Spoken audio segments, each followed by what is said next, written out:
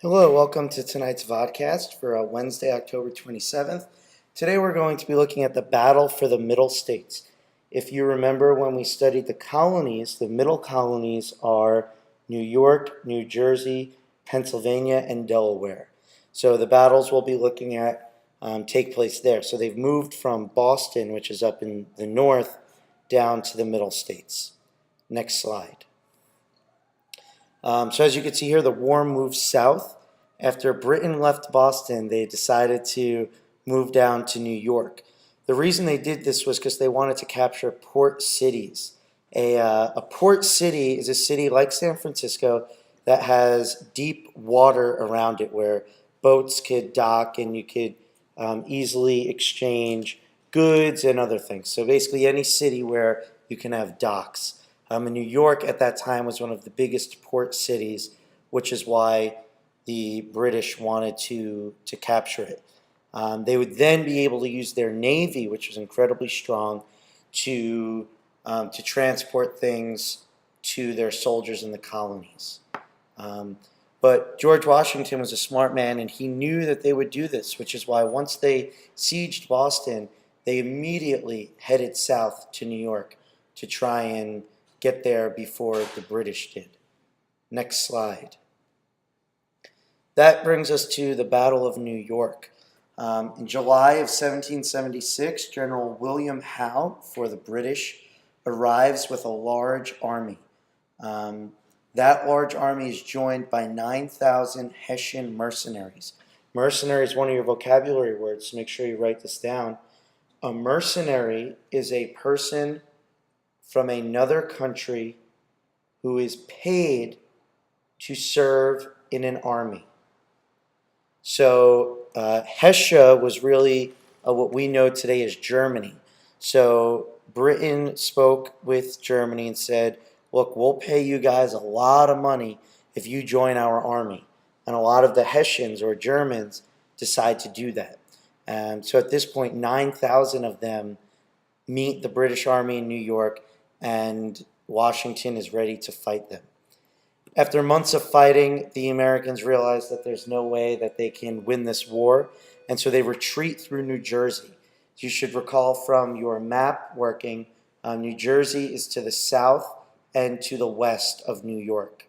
An interesting piece of information is that the Americans set up some big blockades up the Hudson River, you remember from Henry Hudson, to prevent the British from actually going through New York State. We'll go over that in class because I want to show you some diagrams.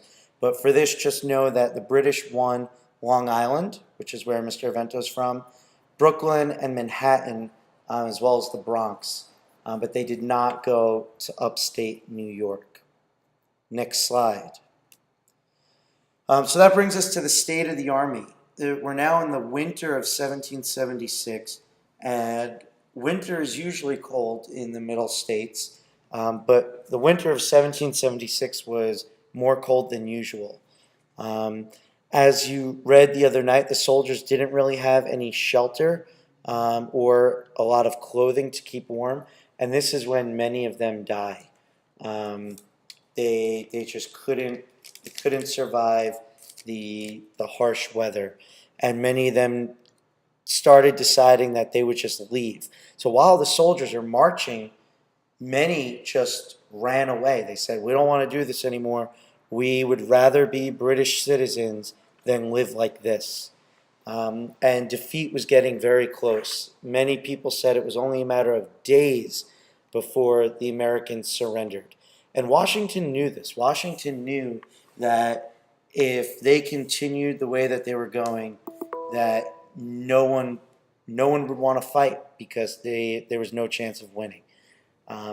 So he looked at the calendar and he noticed that there was a big chance coming up for the Americans to beat the British, and we're going to see that in a moment. Next slide.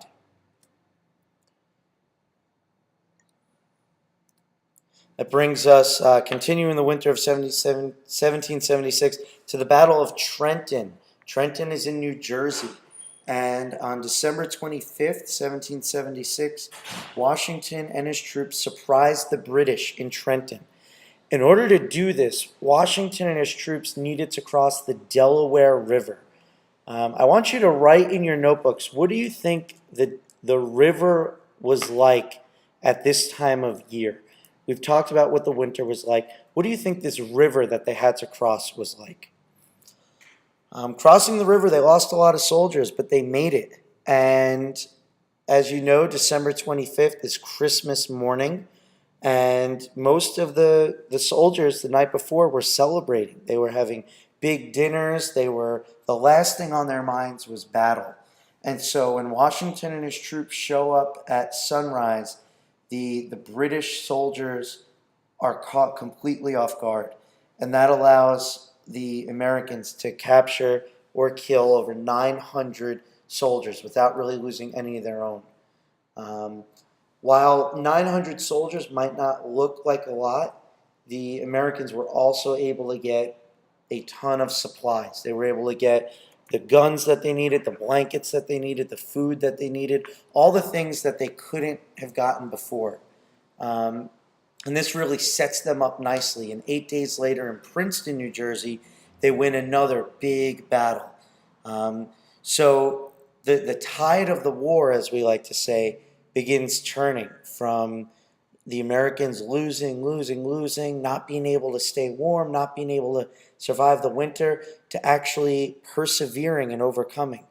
And I know we use the word perseverance a lot, but I think that George Washington and his soldiers right here is probably the best definition of perseverance in our country's history. Next slide. This victory proved to the British that Washington was a better leader than they thought. They just figured that this was going to be an easy war, no big deal. And especially once they started beating the Americans, they figured they would just give up. And now they realize, oh wow, this guy might actually know what he's doing. It also improved the morale. Morale is the way that you feel or the way that you think of the soldiers and other Americans. They once again started to believe that they could win the war. They're very up and down. You know, they win a battle and they get inspired. They lose a battle and they're all upset. But this gives them the momentum that they need to really push forward. Next slide. Your final assessment or your final assignment today is to pretend that you are an American soldier, okay, back during the Revolutionary War. I want you to write 4 descriptive diary entries.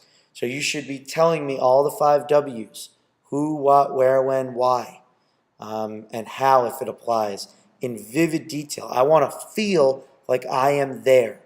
So the first one is that you've just forced the British to surrender in Boston, and now you're heading to New York. What are you thinking? What are you feeling? What has happened? Pretend you're writing to someone back at home and you want to tell them about what's happening. The second entry should be as you leave New York. You've just lost a battle in New York and you're retreating to New Jersey.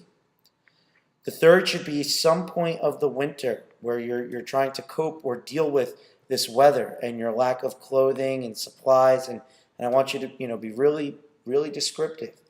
And the fourth one is as you're leaving your final victory in Princeton.